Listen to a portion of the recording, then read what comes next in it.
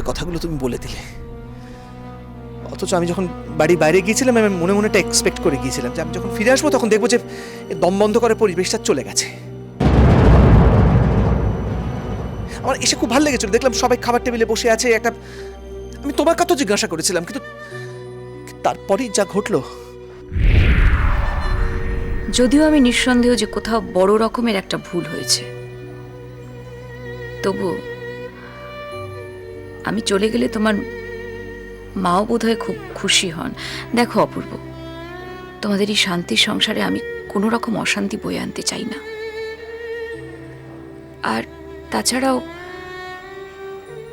আমি যে এতদিন এ বাড়িতে এত অপমান, এত এত যন্ত্রণা মুখ বুজে সহ্য করে রয়ে গেছিলাম, তার তো একটাই কারণ, আমার বিশ্বাস ছিল যে আমার অপূর্ব আমার উপর ভরসা করে। কিন্তু এখন মনে হচ্ছে সেটা তুমি মন থেকে করতে না।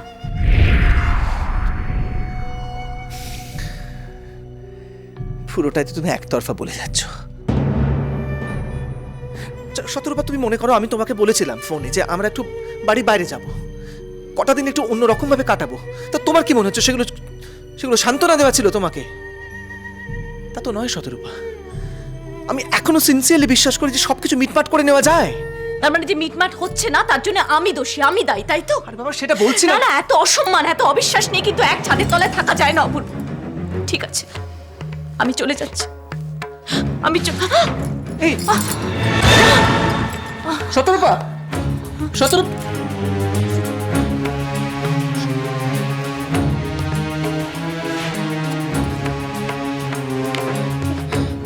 শতরূপা, কি হয়েছে? শুয়ে রয়েছে কেন? আমার কি হয়েছে? তুমি মুহূর্তের জন্য কিরকম একটা সেন্সলেস হয়ে গেছিল, কি হয়েছে? না না, আমাকে নিয়ে ব্যস্ত হও না, আমি এরকম আগেও হয়েছি। আগেও হয়েছে অথচ আমাকে বলনি? এভাবে নিজেকে নেগলেক্ট করছো কেন? দাও, আমি এক্ষুনি ডাক্তারকে ফোন করছি। না, বললাম তো আমাকে নিয়ে ব্যস্ত হতে হবে না। ব্যস্ততার কথা কিচ্ছু নয়। হয়নি আমার। শোনো, তুমি, আমি তো কেউ ডাক্তার নই, কিছু হয়েছে কি হয়নি এটা ডাক্তার এসে বলবেন। প্লিজ শুয়ে থাকো।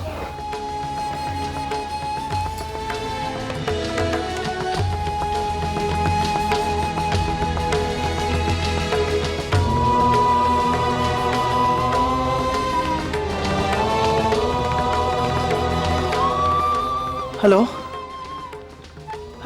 Hello hello, doctor?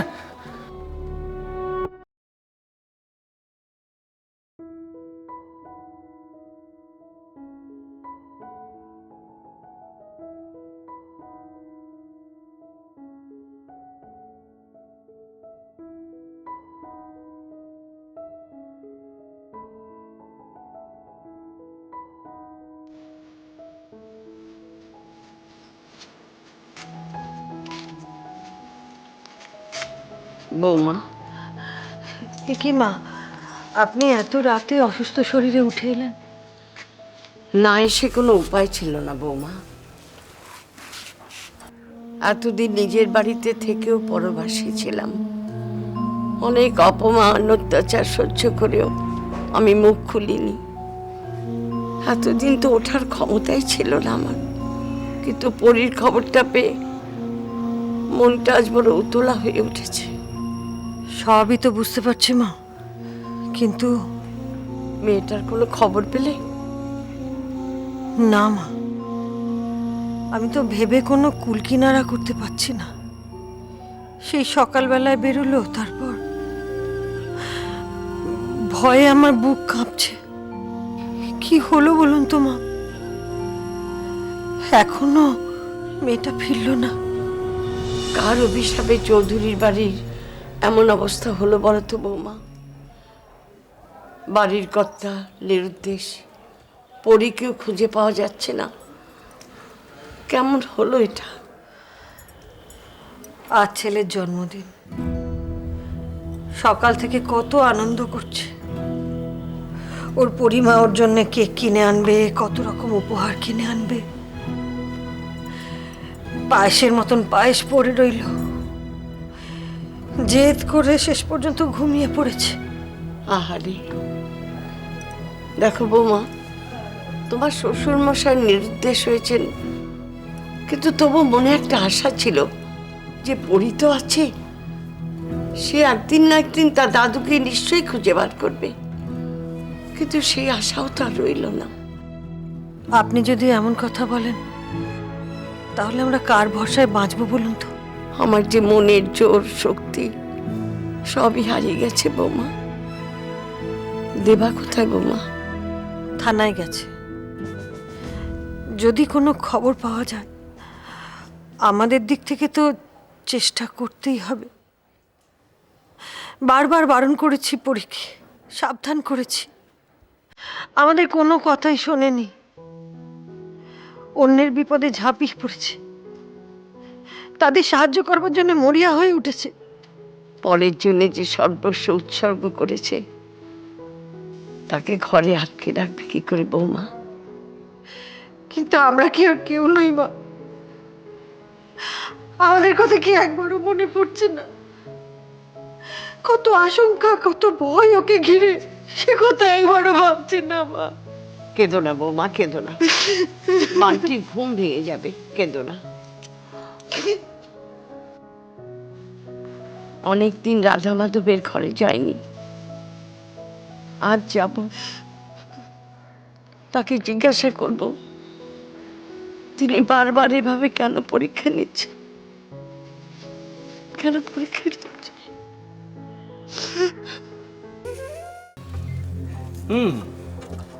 প্রেশারটা একটু হাই আছে। আচ্ছা, খাওয়া দাওয়া ঠিক মতন করছেন তো? সেটা তো না না, নতুন বৌদি কিছুই খেতে চায় না। না না, এরকম করলে তো চলবে না। খাওয়া দাওয়া তো ঠিক মতন করতে হবে আপনাকে। দেখি পালসটা দেখি।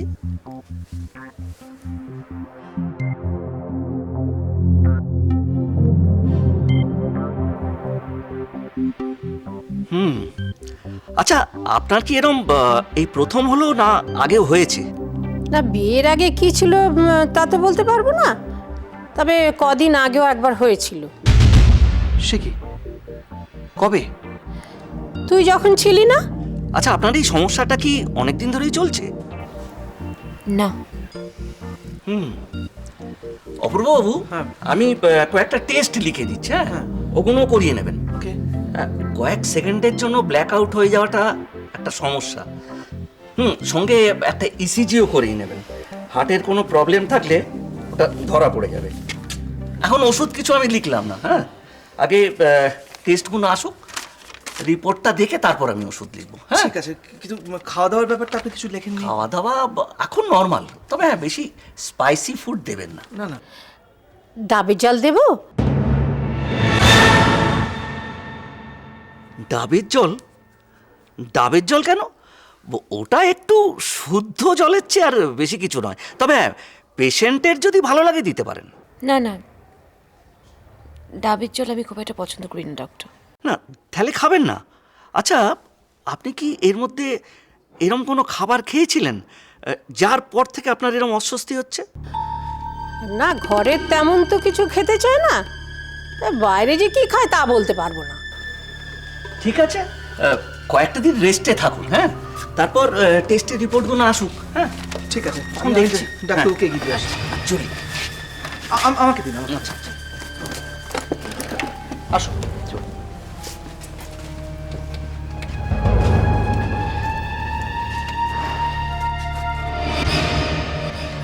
ইস, পদ্মপাতার মতো মুখটা শুকিয়ে একেবারে আমসি হয়ে গেছে। হঠাৎ কি হলো বলো তো নতুন বউ? মানে অন্য কিছু নয় তো?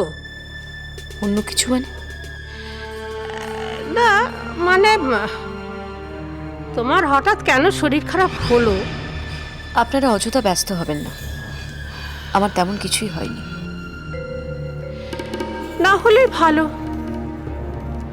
নতুন বউ এ সংসারে এসে অসুস্থ হয়ে পড়লে চিন্তা তো একটা হবেই, বলো?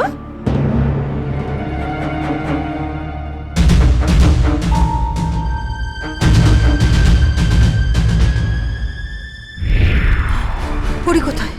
কোনো খবর পেলে? না, আমি বাঁশতলা থানার ঘনশ্যাম বাইনের কাছেও গেছিলাম, একটা মিসিং ডায়েরিও করেছি, কিন্তু কোনো। আচ্ছা, রঞ্জিত ঠাকুরপোকে জানাবে? উনি যদি কোনো।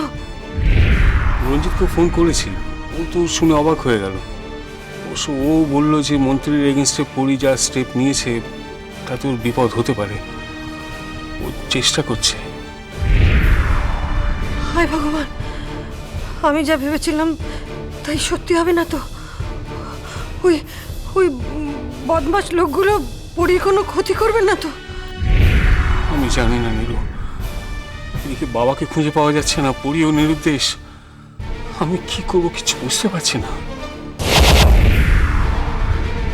আমি কিচ্ছু খাবো না, কিচ্ছু খেলবো না, কিচ্ছু বলবো না। হ্যাঁ, তোর মা বাড়ি থেকে বলে কোথায় গেল আর ফিরলো না। এই এই ওঠ, ওঠ, ওঠ, তুই এত বড় ধাড়ি ছেড়ে সবসময় কাঁদিস কেন? হ্যাঁ, তোর কাজ নেই আর কিছু? না, আমি তোমার কোনো কথা শুনবো না। আরে কোনো কথা শুনবো না, সবসময় ছিচকা ধরে পানা। আর হবে নাই বা কেন?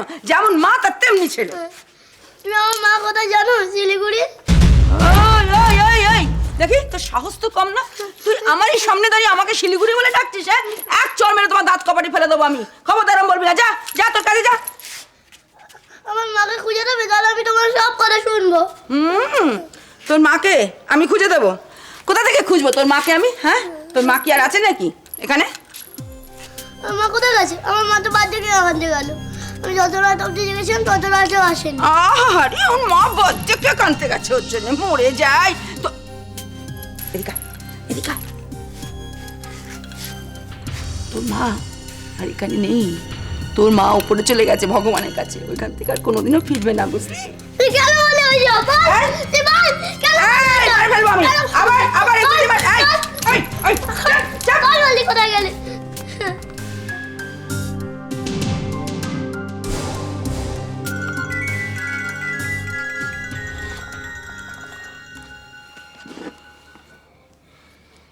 বলো। কি পরি নিখোঁজ? হ্যাঁ দাদা, কাল সকালে বেরিয়ে পরি এখনো পর্যন্ত বাড়িতে ফেরেনি। ফেরেনি? দেখো, অন্য অন্য কাউকে হয়তো স্টাডি করতে গেছে। এই ব্যাপারে তুমি আমাকে ফোন করছো কেন? দাদা, পরীকে সরাবার দায়িত্ব আপনি আমাকে দিয়েছিলেন। সুজিত, তোমার ব্রেনের মধ্যে কি মূর্ছেদ হয়ে গেছে? ফোনে এসব কথা বলছো, অন্য কথা বলো। বেশ, আমি কারো নাম না করেই বলছি।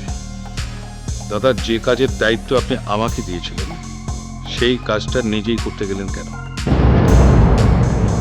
মানে ওকে আমি আমি নিখোঁজ করেছি? আমার তো তাই মনে হচ্ছে দাদা। কিছু না ঘটলে পরি এখনো বাড়িতে ফিরছে না কেন? তোমার মাথা খারাপ হয়ে গেছে, আমি কিচ্ছু করিনি। ফোন ছাড়ো।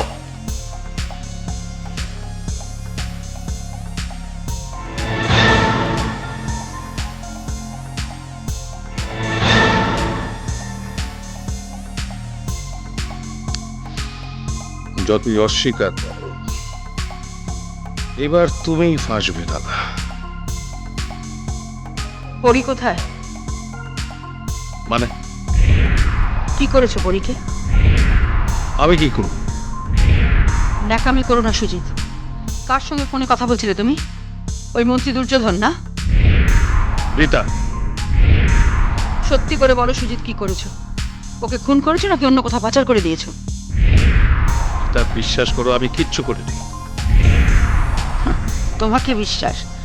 তোমাকে বিশ্বাস করার থেকে কাল সাপকে বিশ্বাস করা ভালো, কারণ সে কখন ছবল মারবে সেটা জানতে পারা যায়, কিন্তু তুমি কখন ছবল মারবে সেটা জানা ভগবানের অসাধ্য। বাজে কথা বলো না রীতা, এসব কথা কেউ শুনে ফেললে আমাকে সন্দেহ করবে। তবে দুর্যোধন যদি সত্যি পরীর কোনো ক্ষতি করে থাকে তাহলে আমাদের সবার মঙ্গল। ও, তার মানে মন্ত্রী কাজটা করেছে। কি করেছে পরীকে? জানি না। আমাদের কিসের মঙ্গল হবে? একদিকে মন্ত্রী দুর্যোধন থাকবে আমার হাতের মুঠো, অন্যদিকে পরী চৌধুরী বাড়িতে না থাকায় এই বাড়িটা বিক্রি করতে আমার সুবিধে। মোটেই সুবিধা না। পরীকে পাওয়া না গেলে আমরা সবাই ফাঁসবো। কেন? মিডিয়ার নজর এখন পরীর ওপর। পরীকে যদি পাওয়া না যায়, সেই খবরটা যদি চাউর হয়, মিডিয়ার লোক কিন্তু শোরগোল তুলবে। সস্তায় বাজিমাত করতে যেও না সুজিত, সেটা তুমি কখনো পারবে না।